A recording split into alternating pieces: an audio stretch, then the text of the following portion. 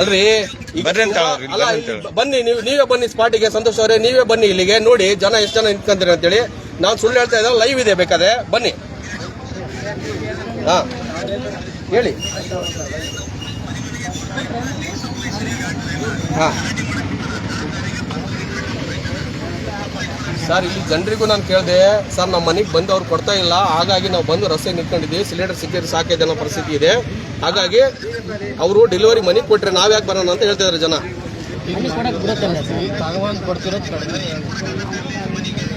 Sir ನೀವು ಹೇಳ್ಬೇಕು, ನಾನು ರೋಡ್ ಸೈಡ್ ನಲ್ಲಿ ಕೊಡಲ್ಲ, ನಿಮ್ಮ ಮನೆಗಳಿಗೆ ಬಂದು ಕೊಡ್ತೀನಿ ಅಂತ ನೀವು ಹೇಳ್ಬೇಕು ತಾನೆ. ಕೇಳ್ತಾರೆ, ಕೇಳಕ್ ರೆಡಿ ಇಲ್ಲ ಅಂತ ಹೇಳಿದ್ರೆ ಏನ್ ಮಾಡ್ಬೇಕು ಈಗ? ನಾವು ಮನೆಗೆ ಡಿಸ್ಟ್ರಿಬ್ಯೂಟ್ ಮಾಡೋಣ, ಹಂಗಾದ್ರೆ ನಮಗೆ ಕೊಟ್ಬಿಡಿ, ಕೊಡಿ, ನಮಗೆ ಕೊಡಿ, ನಾವು ಏಜೆನ್ಸಿ ತಗೊಂಡು ನಾವು ಮಾಡ್ತೀವಿ ಬೇಕಾದ್ರೆ. ಅಲ್ಲ ಸರ್, ನೀವು ನಮಗೆ ಕೊಟ್ಬಿಡಿ, ಅದೇನಿದೆ ಲಾಭನ ನಾವು ಡೆಲಿವರಿ ಮನೆಗೆ ಕೊಡ್ತೀವಿ, ಕೊಡಿ, ನಮಗೆ ಕೊಡ್ತೀರಾ ಹಂಗಾದ್ರೆ?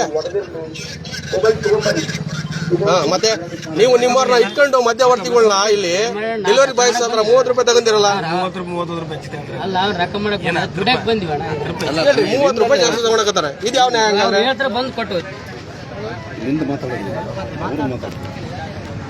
ಇಲ್ಲಿ ನಿಂದ ನೀನ್ ತಿಂತಿ ಅಂತಲ್ಲ, ನೀನ್ ತಿಂತದಿ, ನೀನ್ ದುಡ್ಕಂತದಿ ಅಂತಲ್ಲ, ನೀನ್ ಹೋಗಿ ವಿಡಿಯೋ ಮಾಡಪ್ಪ ಅದನ್ನ. ಅಕ್ಕ ಒಂದ್ ನಿಮಿಷ ಅಕ್ಕ ಅಕ್ಕ ಅಕ್ಕ ನೋಡಿ, ಈ ಅಮ್ಮ ನಿಮ್ಮ ಮನೆ ಎಷ್ಟು ದೂರ ಐತಮ್ಮ? ಎಷ್ಟು ದೂರ ಆಗುತ್ತೆ ಇಲ್ಲಿಂದ? ಅಲ್ಲಿಂದ ನೀವು ಈ ತರ ಹೊತ್ಕೊಂಡ್ಬರ್ಬೇಕು. ನಿಮ್ಮ ಮನೆಗೆ ಕೊಡಲ್ಲ ಅವರು ಈ ಸಿಲಿಂಡರ್, ಕೊಡಲ್ಲ, ಇಲ್ಲಿಗೆ ಬಂದು ಕೊಡ್ಬೇಕು. ಆಮೇಲೆ ದುಡ್ಡು ಎಷ್ಟು ತಗೊಂತಾರ? ಹೆಚ್ಚಿಗೆ 1000 ರೂಪಾಯಿ ತಗೊಂತಾರ. ಹೇಳ್ರಿ, ಅದು ಆ್ಯಕ್ಚುಲಿ 951 ರೂಪಾಯಿ ಇರೋದು. ಅದ್ರ ಮೇಲೆ 1 ರೂಪಾಯಿ ಕೊಡಂಗಿಲ್ಲ. Delivery charges free. ಆಮೇಲೆ ಮನೆಗೆ ಬಂದು ಕೊಡ್ಬೇಕು ಅವರು. ಹಾಂ, ಹೋಮ್ ಡೆಲಿವರಿ. ಮನೆಗೆ ಅಂತ ಚೆಕ್ ಮಾಡ್ಬೇಕು ಅವರು, ಓರಿಂಗು, ಆಮೇಲೆ ಪಿನ್ನು, ರೆಗ್ಯುಲೇಟರ್ ಕರೆಕ್ಟ್ ಕುಂತದೆ ಇಲ್ಲ, ಲೀಕ್ ಆಗ್ತದೆ ಇಲ್ಲ ಅಂತ ಚೆಕ್ ಮಾಡಿ ನಿಮಗೆ ಕೊಡ್ಬೇಕು. ಆಮೇಲೆ ತೂಕನೂ ಮಾಡ್ಬೇಕು ಅವ್ರು ಇಲ್ಲಿ. ಇಲ್ಲಿ ಅಂದ್ರೆ ನಿಮ್ಮ ಮನೆಗೆ ಬರ್ತಾರಲ್ಲ, ಅವಾಗ ತೂಕ ಮಾಡಿ ಕೊಡ್ಬೇಕು. ಇಷ್ಟು ಕೆಜಿ ಇದೆ ಅದು. ನೀವು ಅಂದ್ರೆ ಅದ್ರಾಗ ಅರ್ಧ ಇದ್ರೂ ತೊಗೊಂಡ್ಬಿಡ್ತೀರಿ 1000 ರೂಪಾಯಿಕ. ಹಾಂ, ಗೊತ್ತಾಗಲ್ಲ ಅಂತಂದೇಳಿ ಅವ್ರು ನಿಮ್ಮನ್ನ ಈ ತರ ಮಿಸ್ಯೂಸ್ ಮಾಡ್ಕೊಳಕತ್ತಾರ. ಅಮ್ಮ, ನಾವು ಸೊಂಡೂರ ಇಲ್ಲೇ ಇರ್ತೀವಿ. ಜನರು ಕೇಳ್ಬೇಕು, ಜನರು ಮಾತಾಡ್ಬೇಕು. ಯಾಕಂದ್ರೆ ನೀವು ಮಕ್ಕಳ ಕೈಗೆ ಒಂದು 10 ರೂಪಾಯಿ ಕೊಡಲ್ಲ, ಇಂಥರ ಕೈಗೆ ನೀವು ಎಷ್ಟು ಕೇಳಿದ್ರೆ ಕೊಡ್ತೀರಿ. ಈ ಸಿಲಿಂಡರ್ ಲೋಡ್ ಏನಿದೆ ಈಗ ಬಂದರೆ ಕೊಡಿ, ನಾಳೆ ಲೋಡ್ ಬಂದ್ರೆ ಅಥವಾ ನೆಕ್ಸ್ಟ್ ಲೋಡ್ ಬಂದ್ರೆ ಮನೆಗೆ ತಗೊಂಡೋಗಿ ಕೊಟ್ಟಿಲ್ಲ ನಾನು ಅವ್ರಿಗೆ ಕಂಪ್ಲೇಂಟ್ ಮಾಡಲ್ಲ. ಈಗ ಎಲ್ಲ ರೆಕಾರ್ಡ್ ಆಗಿದೆ. 30 ರೂಪಾಯಿ ಜಾಸ್ತಿ ಕೊಟ್ಟಿರುತ್ತೆ. ಕ್ರಮಬದ್ಧವಾಗಿ ಯೂನಿಫಾರ್ಮ್ ಇರಬೇಕು, ಮತ್ತೆ ನಿಮ್ಮ ಹತ್ರ ಗೇಜ್ ಇರಬೇಕು.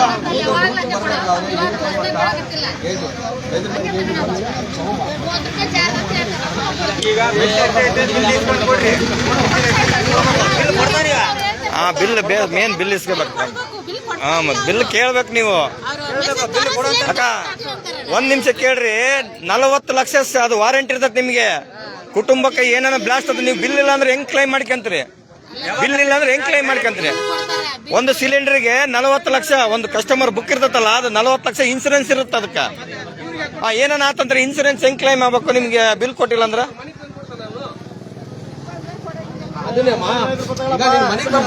ಏನೋ ಖುಷಿಗೆ 10 ರೂಪಾಯಿ ಕೊಟ್ರೆ ಅವ್ರು ತಗೊಂಡು ಹೋಗ್ತಾರೆ.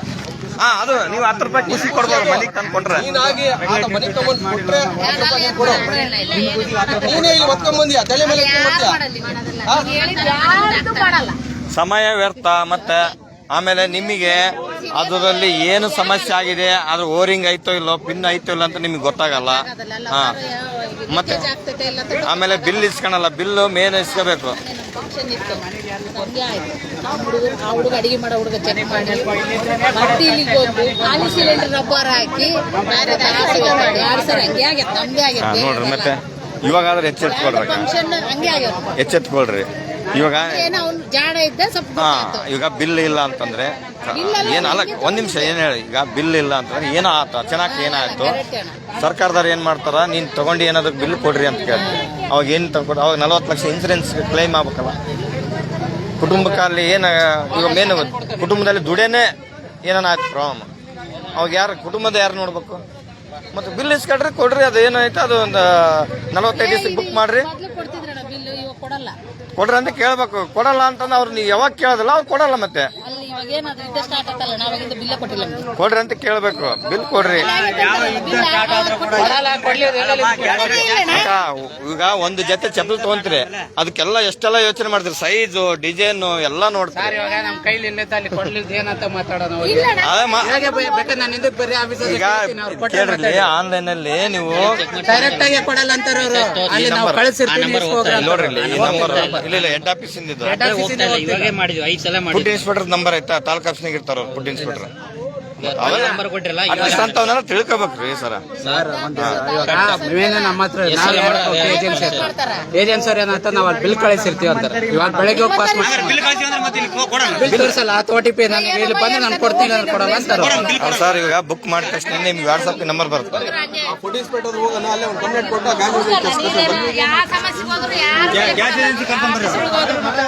ನಾವ್ ಹಂಗ್ ತಿಳ್ಕೊಬಾರ್ದಕ್ಕ, ನಾವು ಮಾತಾಡ್ಬೇಕು. ನೀನ್ ಸುಮ್ನೆ ಬಾ, ನಾನ್ ನಾಳೆ ನೀರ್ ಬರಲ್ಲ ಅಂತ ಹೇಳಿ ಬರ್ತೀನಿ.